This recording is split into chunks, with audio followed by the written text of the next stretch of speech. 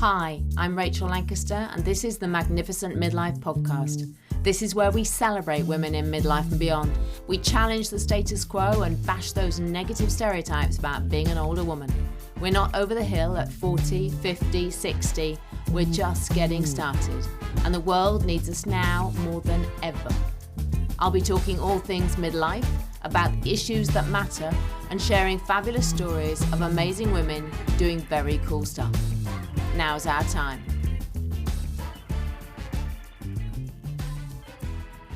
I am delighted today to welcome Ricki Heller to the podcast. Ricki is a cookbook author, a holistic nutritionist, and an anti-candida crusader.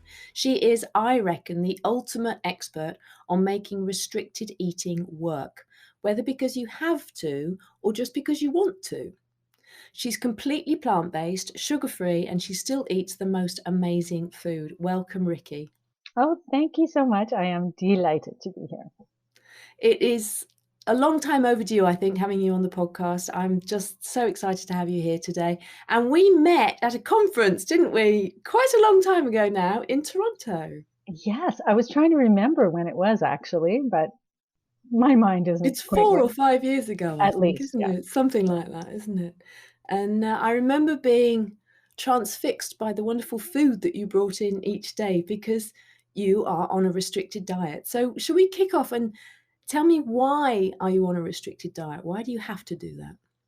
Yeah, so I was diagnosed with Candida overgrowth, which is an overgrowth of a form of yeast in the intestinal tract. And unfortunately, when you have Candida overgrowth, it can lead to all kinds of other digestive issues and even other symptoms elsewhere in the body. And I was quite ill. And so when I went finally, after going through many different doctors and holistic practitioners, the naturopath that I landed upon who helped me put me on this diet to help me clear the Candida and just regain my health. And then if you come off it, presumably it just comes back, does it? You can't, once you've made the change, you can't go back. Well, I can't go back, that's for sure.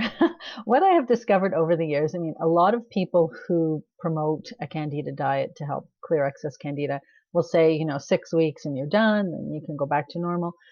What I have found is unless your Candida overgrowth is very mild, or if it's due to some external factor that isn't typical for you. So, for instance, you might have like an athlete who eats perfectly well and is perfectly healthy, and then they have to go on several doses of antibiotics in a short span of time.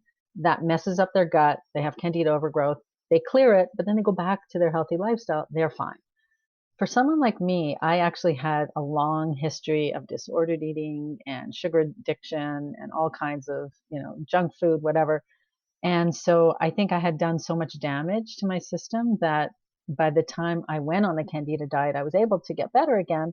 But for me, even like I haven't had sugar since 1999, with one very small gap, which was my learning period where I realized I can never go back to sugar. So I just will never eat sugar again. That is amazing. And everybody go and check out Ricki's website, which the link we will have obviously in the show notes, because you have all these amazing looking sweet things on your website. And yet I know you've said you haven't had sugar for all these years. So what you've done is you've created all of these different recipes and different foodstuffs so you can still enjoy lots of sweet things, can't you? But you don't have sugar. Right. And I mean, to be fair, there are lots of really good alternative sweeteners that are healthy. I'm not talking about artificial sweeteners because you're not allowed anything artificial on a Candida diet. And also, I had to change everything because you can't have gluten, dairy, right? I don't have red meat, that kind of stuff. So I was able to do a lot of that partly because I had already been a baker for many years and I knew sort of the basics of baking and I was able to play with that and reproduce stuff. But, nowadays, especially with keto being so popular, there's a lot of similarities and there's a lot of overlap between keto and the Candida diet. So there are actually products out there now that are prepared products that I could probably eat if I bought them, which totally was not the case when I first started. There was basically nothing for me when I first started. So you created it yourself, didn't you? You created everything pretty much from scratch. Yeah, I mean, I had to, and I was lucky that I was able to. And I think that was the sort of magical combination, because I did all the experimentation, came up with the recipes, and then I was able to share those with other people who were struggling with the diet. So I know nothing about candida. What does it mean when you have it? So I'm going to start by making a distinction between the holistic view and the conventional or allopathic view, because candida or candida albicans is a common yeast in the digestive tract. It's perfectly normal to be there. But when in the holistic world, when we talk about candida overgrowth, what often happens is there's an imbalance in the flora that lives in the digestive tract. So if you think of it as like this little microcosm of all these living microbes like germs and viruses and bacteria and worms, like all these things you don't like to think about, that actually coexist. And the bad ones, like the candida, the worms, the parasites, whatever, are in very small numbers, not enough to cause damage for most people. But what happens is if there's an imbalance that occurs, perhaps if you have, several courses of antibiotics that wipe out 95% of the good bacteria, or if you eat a lot of sugar like I did, or if you take a lot of over-the-counter drugs or prescription drugs, or if you have a high-stress lifestyle. So I'm raising my hand for each of those things, right? I had virtually every risk factor. And then what that does is it's the equivalent of dandelions on a healthy lawn. You might have two or three. And then suddenly there's a drought for a month and all the grass dies and the dandelions flourish. Well, that's the candida. When things are bad for everybody else, that's when the candida takes over. And so you have this massive overgrowth of this one microorganism that isn't great for you in large numbers. And candida tends to attach itself to the walls of the digestive tract and give off toxins. And it's actually the toxins that cause all the symptoms. So besides the digestive distress that's just directly within the digestive tract, then the toxins can affect anything. So a lot of people talk about overwhelming fatigue or incredible sugar cravings. That's like the main symptom, is just unbearable sugar cravings that you simply can't deny. You have to go get that sugar. A lot of joint issues, sore joints that can mimic arthritis, all kinds of things. So that's when I say I'm suffering from candida, that would be the holistic version. It means you have this overgrowth that causes all these other symptoms. In the allopathic world, the first thing I found out was they pronounce it differently. They call it candida. And if you say to your conventional doctor, I think I have candida overgrowth, they would laugh. Traditionally, they would laugh, because what they're talking about is this same candida fungus, but somehow let loose in the bloodstream. So it's actually a form of blood poisoning, and it can kill you very quickly. And so these people are emergency patients, critical. They have to be given intravenous antifungal drugs or they're going to die. And so it makes sense that your doctor is going to say, of course you don't have candida. If you show up and you're still standing, they don't see it that way. One amazing, in my opinion, shift in the whole world of conventional medicine has been the introduction of integrative and functional medicine, because these guys look at the whole body and they acknowledge that there is such a thing as candida overgrowth, and they are treating it now in new and really amazing ways. So I think it's great. And we're learning so much about the gut, aren't we? I mean, the more I learn, the more I realize we just don't know. And the connection between the gut and the brain, and the importance of the gut in our overall health. And I thought it was really interesting, those things that you were talking about. Those are issues that start to trouble us often in midlife, aren't they? The achy joints, the sugar cravings, the fatigue. And there are all sorts of reasons for those, but usually menopause gets the blame. But it might be a variety of things, including this, which I think probably a lot of women don't realise. I think that's true. I mean, and I'm by no means an expert on hormones or anything like that, but I know that candida can affect hormone production. So just as an example, when I was in my 20s, and even I would say through my 30s, I suffered from chronic anxiety and depression, low-grade depression, pretty high anxiety. I had panic attacks in my 20s, and I'd go to the emergency room thinking I was having a heart attack. They were really bad. And then by the time I got to my late 30s and 40s, I sort of had it under control. But I was basically chronically low grade depression. And then I went to nutrition school and changed my diet completely. It became whole foods instead of eating Pringles and processed food and packaged food and whatnot. I had kale salads, and I really took it seriously. So it was a huge shift for me. And by the end of that year, not only had I basically eliminated my IBS symptoms, I had IBS since my late teens, no more IBS symptoms. And I realized one day my depression was gone, my anxiety was gone.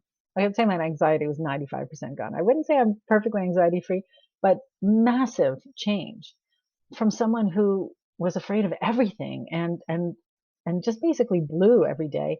I think my almost like it's almost as if the former personality that I remembered from my childhood, right, came back in the sense that I'm basically in a good mood most days. Like I don't wake up feeling down, and even through COVID, right?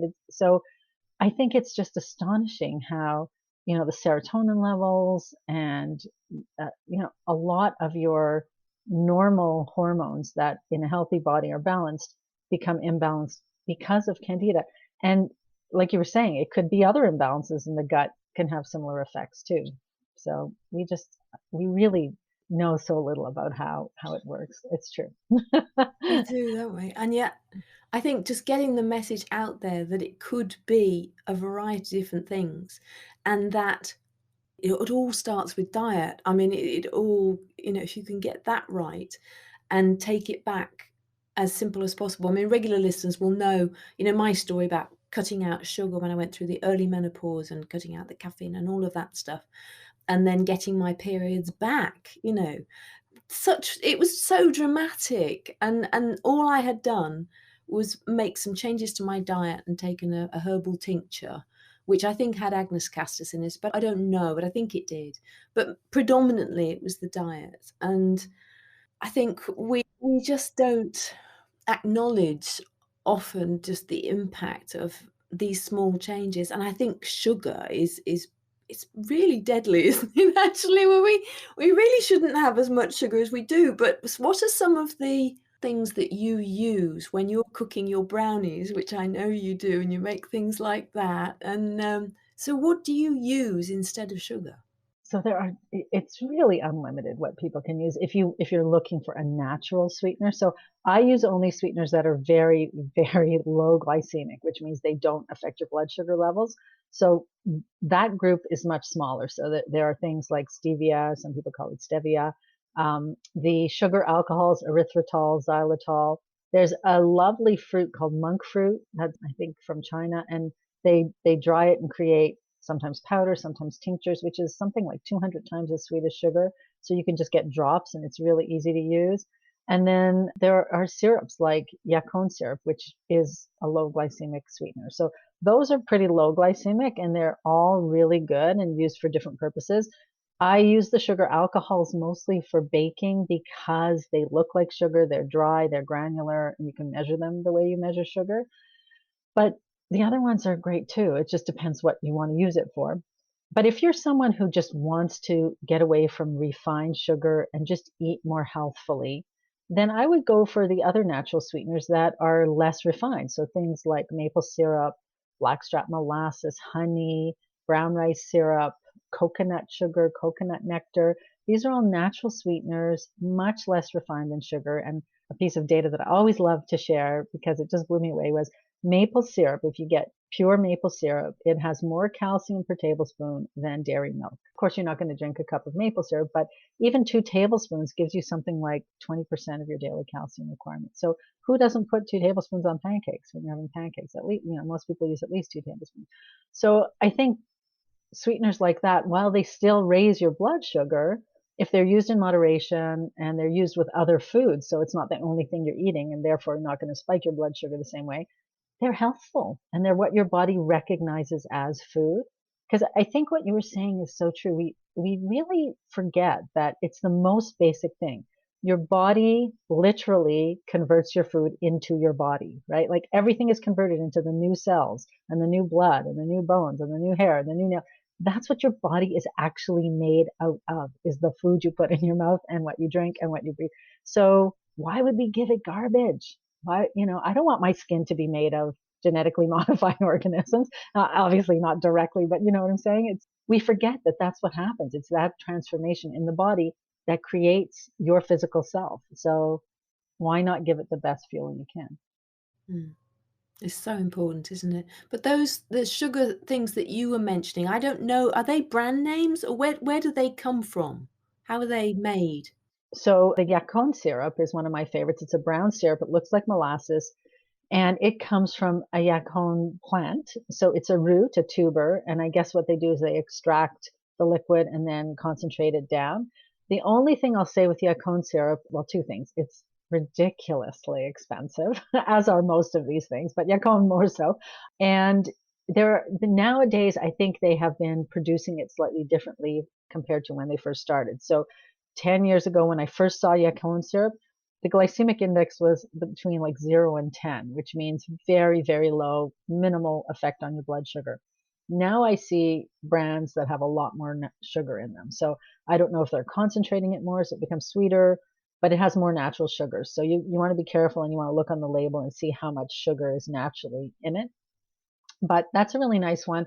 And it has a very strong flavor for some people. So I liken it to almost like a slightly fermented molasses taste. So it has a little bit of a tang, but a molassesy flavor, and it's dark like molasses. So I would use it in place of molasses in my recipes, which means always a small amount with another sweetener alongside it because it's too overpowering the flavor, I find. But then the sugar alcohols, this took me a while to kind of embrace because just the name, it sounds like it's not natural. And then one of the two most popular are erythritol and xylitol, which also sound like chemicals, but apparently they are naturally found in foods. And the only reason they're called sugar alcohols is because somehow some scientists noticed that the molecular structure is similar to sugar and alcohol's molecular structure. So they have no sugar, no alcohol, but they call them sugar alcohols. Go figure. And they could be, so my test is always, if I had the time and the inclination, could I make this at home, basically? Like if I had the time and the inclination, I could tap a maple tree and make my own maple syrup. In fact, I have a friend who does that. The same sort of thing with any of these. And so the sugar alcohols, you could theoretically get the original plant that has it, like with xylitol, corn, it has xylitol naturally in it.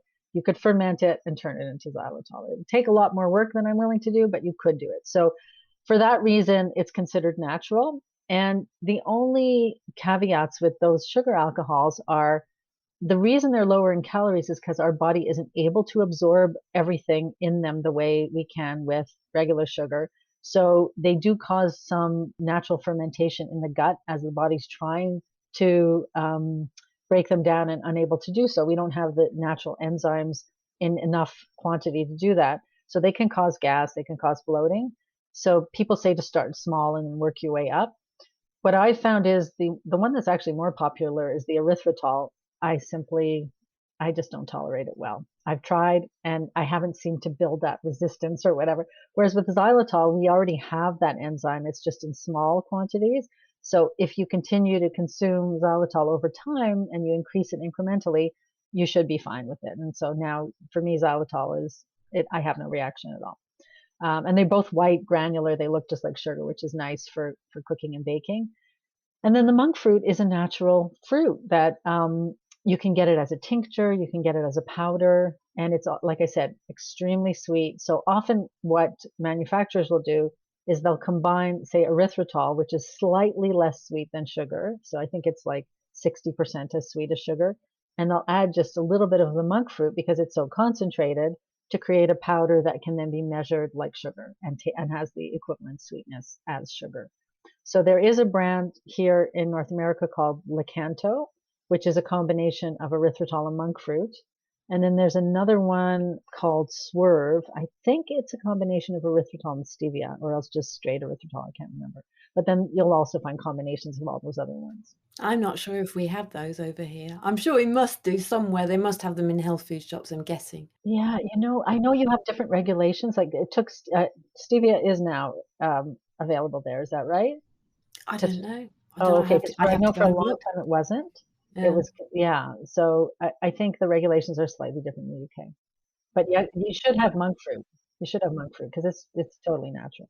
And if we don't have the same sort of sugar issues as you do, as you said, that I found coconut sugar in my local supermarket. So Yeah. I've got that. So I'm using that. Not that I use sugar very much anyway, but I've taken to having golden soya milk, with the turmeric. So, and I'll add a teaspoon of the coconut sugar in with that, and it's a really nice drink. I'm enjoying that. I've just started having that too. Yeah, just do it on my own. Like there are mixes you can buy here now because of course I everything. bought a mix, Oh, yeah. okay. So there's a lovely brand for people in North America, and maybe you can get it too. It's called Organic Traditions. And my husband loves their matcha latte mix. I've tried their golden latte and it's yummy, but I just felt that economically, like you can go through it so fast. So I've started just mixing organic turmeric with a little bit of pepper because that helps your body to absorb it. And then I use oat milk actually, which is my new favorite non-dairy milk. And then I'll put like either a little stevia or a little bit of the xylitol. One more sweetener I just thought of, if you're into natural sweeteners, which is really lovely, is date powder, which is basically, I think it's called date sugar. And literally all it is dehydrated ground up dates. So again, if you don't have sugar issues, if you don't have problems with your gut, those are great sweeteners. Coconut sugar I love, but I just can't have it very much anymore. Oh. It's okay. And your upbringing was completely the opposite of how you live now. Tell us about that, and how have you kind of adapted? Yeah, it's really funny, So there are two things. So my mother was type 2 diabetic and an absolute sweetsaholic, an amazing baker. I mean, I started baking when I was like 6 years old, helping stir the chocolate chip cookie dough. I have two sisters, we're all bakers. And so we learned very early, and there were always homemade baked goods in the house. And that's how I think I acquired my love of sweets. And my dad owned a little butcher shop. He was a butcher. And so, of course, we ate meat every single day and we ate meat 4 times on the weekend. He used to do this thing he called mixed grill on Sundays. That was our brunch. So most people had like pancakes at brunch. We had 6 kinds of meat on the grill. We would have sausages and chops. And what else did he bring? He would always bring like a little filet mignon left over from the week that hadn't been sold because we got the stuff that the customers hadn't bought, right? So we would have that, and we'd have bacon, we'd have all kinds of stuff on the grill, and it was hilarious. And but what I always noticed, it was almost a joke in our house that my dad had been a war veteran, and he turned out to be the cook. One of the jobs he had in the troops or whatever was cook. So he knew how to make these amazing soups, and he every time he had a day off, he would cook this incredible vegetable soup, which we all loved. But my mother would not let him put meat in it because she said she just couldn't eat it. And we always thought that was odd. And then sometimes he would get these fish that customers would go fishing and bring him a gift or whatever because he didn't sell fish. But he'd bring home a whole fish and she refused to go near it. She said, if you want to eat it, you have to clean it, you have to gut it, you have to do everything. And it was just kind of a joke that my mother, I mean, we never said it, but looking back, I think she was a closet vegetarian. I don't even think she would have characterized herself as a vegetarian, but she just wasn't drawn to a lot of the meat. So that combined with my dad's strict warning when I left home to go to university, and we knew this even living in the house, if we went out to a restaurant, he told us we were never allowed to eat ground meat in a restaurant because he used to sell ground meat to the local Italian restaurant. And he said they would buy all the odds and ends and garbage that nobody else wanted because you ground it up and it was all hidden. And he said it was the worst quality of any meat you could get that was the ground beef. So I go off to college and I have these two influences, and I was just an absolutely dread fear of eating any meat at that point. And I think I just have my mother's natural inclination towards plant based. So I basically became a vegetarian without even realizing it in university. And then when I started learning about, nutrition school, what does it mean to be vegetarian? What does it mean to be vegan, et cetera, et cetera? I just feel that I am naturally more inclined towards a plant-based diet. I've always loved vegetarian food, vegan food. I just like it. And I find that a lot of women in my community, in my world, as we go through midlife, we're often moving away from meat and sometimes dairy. Again, that was another thing with the sugar with the early menopause for me. I was advised to stop having any dairy. So I stopped dairy milk. I still have cheese and yogurt occasionally. I don't really have much yogurt, but I have cheese. But I don't have dairy milk. And I had IBS years ago, and I ate a lot of rice at the time, and I'm sure that impacted it. But I also think probably the dairy did as well, that when I stopped having the dairy, I didn't have any issues with irritable bowel syndrome, and I've never had them ever again either. I feel much better not having dairy milk. Wow. And I think that's probably true for most people. Something like 70% of the population on the planet is lactose intolerant. And, I mean, you hear a lot of the plant-based gurus say this, but it is true that humans are the only species that continues to drink milk after babyhood, basically, right? And I think we're the only species that drinks another animal's milk. So, just in terms of how your body is structured, it probably isn't the best thing for you. But in terms of going off meat as you get older, that's actually a natural function of aging because your body, in order to digest meat effectively, you need a certain amount of stomach acid. And we tend to produce less and less stomach acid as we get older. So it's actually harder for your body to digest it. I remember my dad, when he sort of hit his 60s or 70s and, they would have a meat meal, he'd say, it feels heavy. It's too heavy. I don't want to eat meat because it's too heavy. And what he meant was it literally felt heavy in his stomach because his stomach wasn't doing as good of a job digesting it. So it's just, I think it's a natural sense we get. Without realizing it, we turn off meat because our body isn't able to handle it the same way. How interesting. I did not know that. It's that classic, isn't it? Listen to your body. Your body's trying to talk to you. Listen. Yeah, your body really is so smart. I know. And when I think, I just did a video recently about how your body tells you messages, but it really is very subtle. It will start very quietly. And if you don't listen, you can ignore it for a very long time. I mean, because my symptoms had to literally yell at me before I would listen. And you think about that, we need to learn to pay attention sooner, I think. So, what are some of the signs then that we should be listening out for? Do you mean for Candida or just in general? Just in general, I think, from a dietary perspective, from what do we need to be aware of that if we made some changes to what we eat, that could have a pretty radical impact. Well, I would say, I mean, anytime you have digestive distress, so if you're finding yourself with a lot of gas and bloating, or cramping, or diarrhea or constipation, or acid reflux, any of those are a sign that the system isn't working smoothly, right? So, a lot of people will take antacids for acid reflux, but are they looking at which foods are causing this to happen? I remember a friend of mine years ago, had acid reflux every time he ate cheeseburgers, ended up taking pills and still eating the cheeseburgers. Well, my question is, and it is natural. And I think in North America in particular, in the Western world, we are trained that we should be able to eat whatever we want. And there's all these choices of this hyper delicious food, and we should be able to have it all the time. And that simply isn't true. Our bodies weren't built for that.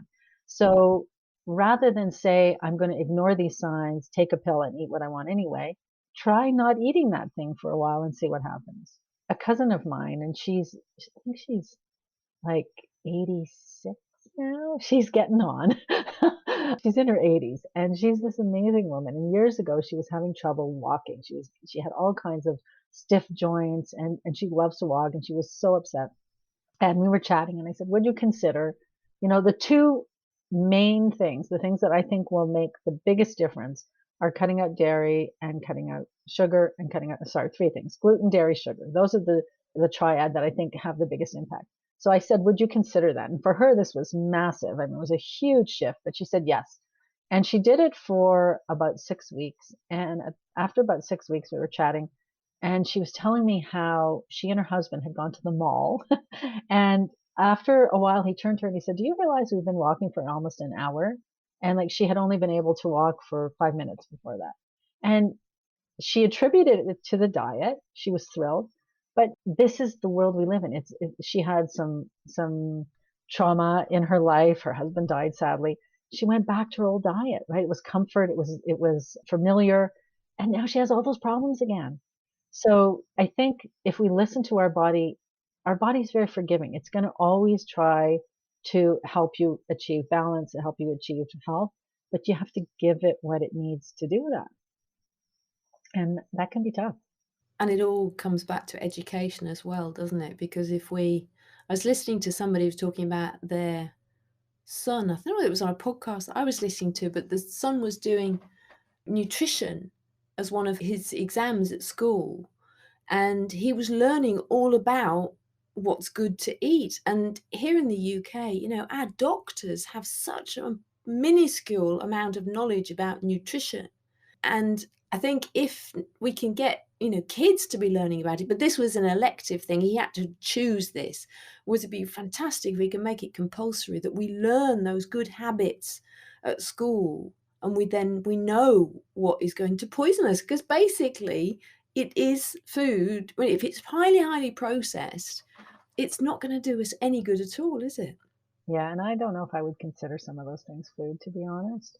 And Yeah. you look at the ingredient list, right? And I'll never forget, one of the classics was going around in the holistic sort of universe, some label, it was like mango juice, let's say, and there was no mango in it, right? It was all chemicals and sugar, and that's what we get on a lot of this. So you have to ask yourself that if you put orange juice in your car engine, what's it going to do for it? It's the wrong food, it's the wrong fuel. And that's what happens a lot with these things. I do think we are learning more, and I think it's amazing. And in med school, when I started nutrition school in 2003, the line was that doctors get 4 hours of lectures on nutrition in their 4 years of med school. Now it's up to 10 hours. Oh my word, that's such a huge increase. More than double. But it's like menopause. They don't know about menopause either. It's like nutrition and menopause are fundamental things. I know. I'm not blaming the doctors. Doctors do a lot of very good work, but it's not right, is it? That these It's the fundamental education things. they get, right? I mean, we need to change the system. And I do see it happening. Like I said, I mean, functional medicine doctors will delve really deeply, and they are looking for the cause, and they are helping so many people. I even see it in allopathic medicine. I think the younger doctors coming up have a very different attitude from some of the old ones who are on the way out and just don't want to have to change at this point. And that's understandable.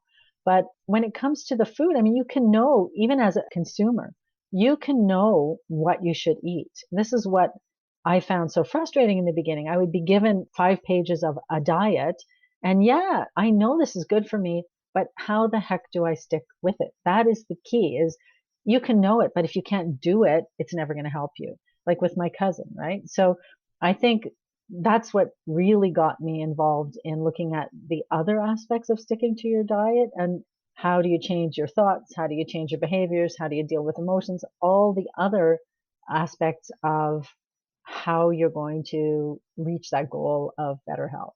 Because it has to be a combination, I think. It starts with the food for sure, but if you don't then implement these other practices, you won't be able to stay with the food. And that was going to be one of my next questions. So how do we keep it? How do we stick to a new diet? How do we change things and make it continue, as opposed to falling off the wagon, which is so easy to do? It is. And I think it's a process. You learn and you get better as you practice, like anything. I think about driving a car, and when I first started, I had to concentrate so hard on just holding the steering wheel and looking, doing all the different things.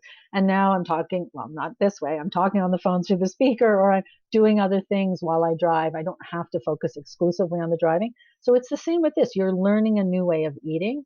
And when I work with clients on this, there are 3 main areas that we work through. So the first one is becoming familiar with the food and learning all about the food, because that's really the foundation. You have to know what to eat and how do you prepare it. And I think it is really important at the beginning, at least, to have substitutes for all those things that you rely on as your snacks. And if you eat junk food, we have to have healthier versions of the junk food.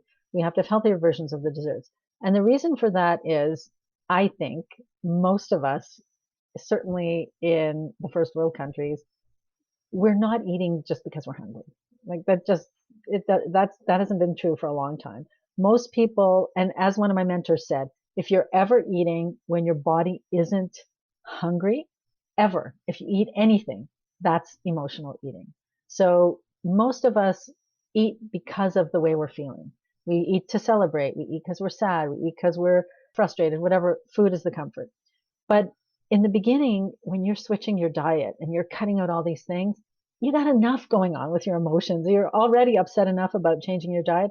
I don't want people to have to start thinking about, am I emotionally eating? How am I going to deal with it? So that's why I offer all these substitutes that are made with these alternative sweeteners, etc.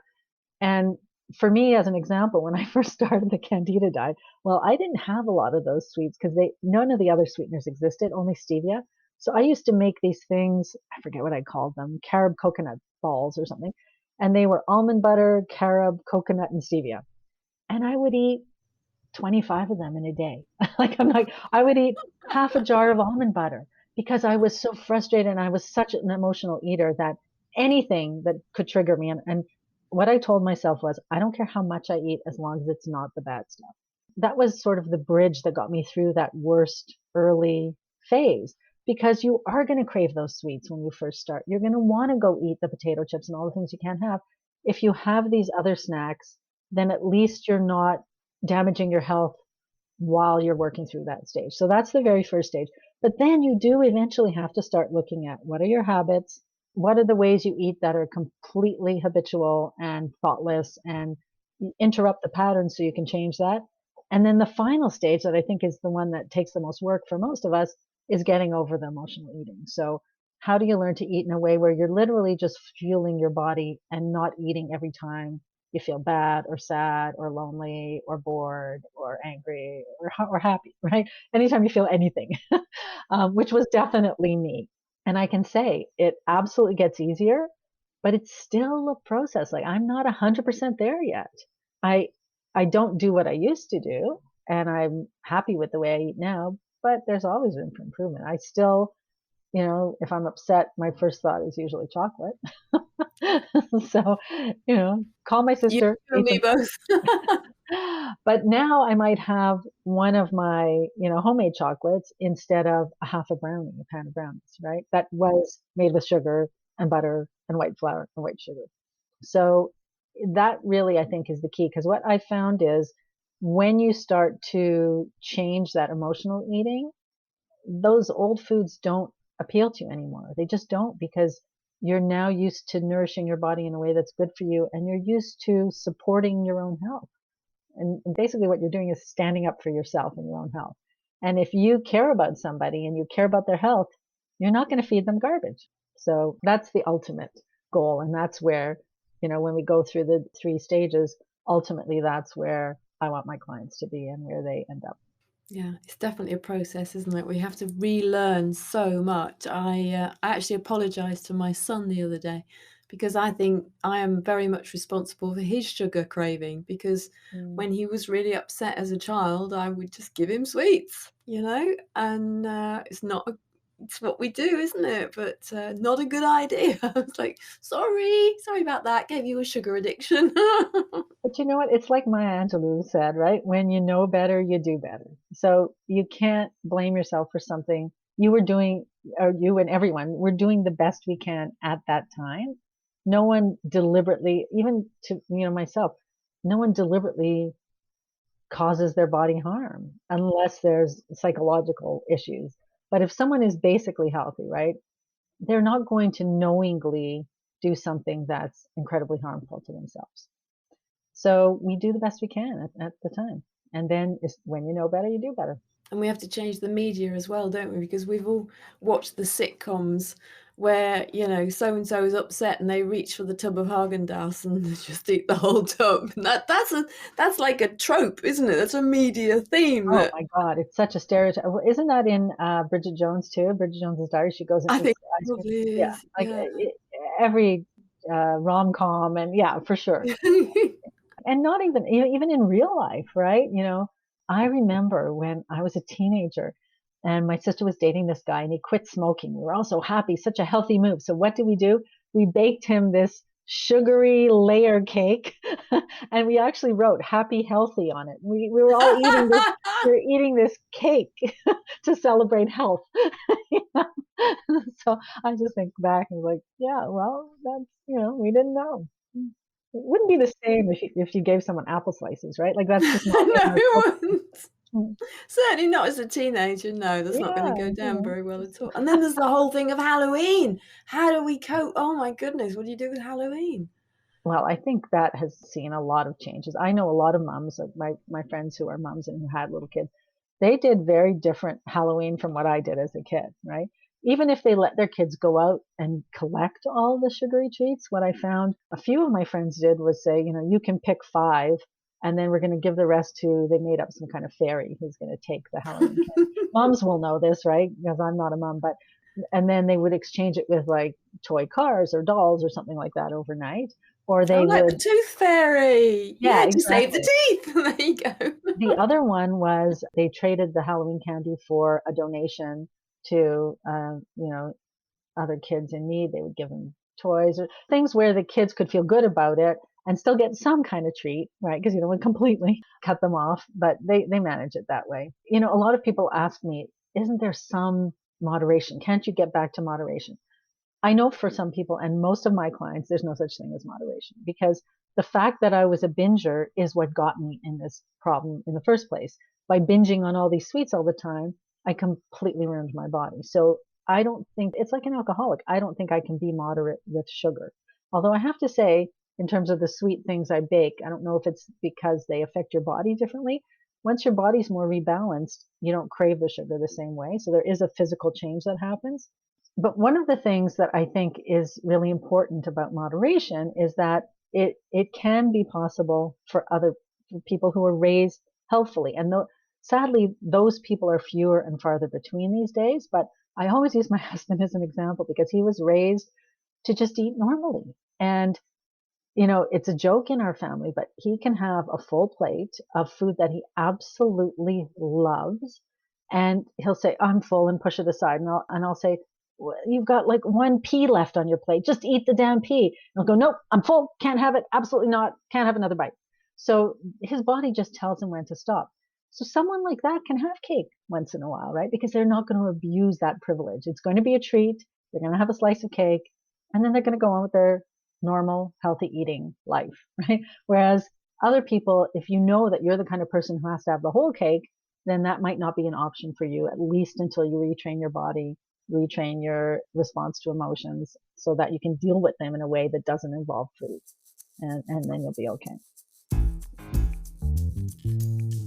Thank you for listening to this episode of the Magnificent Midlife Podcast.